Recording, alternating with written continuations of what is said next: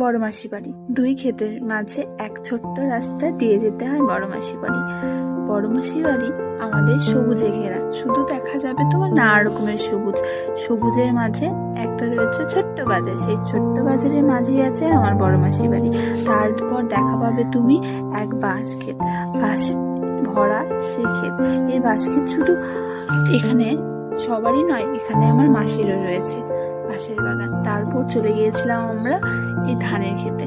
ধানের সবুজের ভরা, প্রাণটা যেন জুড়িয়ে আসছিল। এক আবদ্ধ জীবন থেকে যদি শান্তি কামনা করতে হয়, তাহলে এই ধানে ঘুরে এসো, দেখবে যে এক অদ্ভুত শান্তি লাগে। এই পুকুর পাড়ে আমি অনেকক্ষণ বসেছিলাম, কেন জানি বাড়ি যেতে মনেই হচ্ছিল না। সত্যি এই সবুজের প্রাণ থাকলে চোখেও যেমন এক অদ্ভুত শান্তি, মনেও যেন অদ্ভুত শান্তি। তারপর চলে গেছিলাম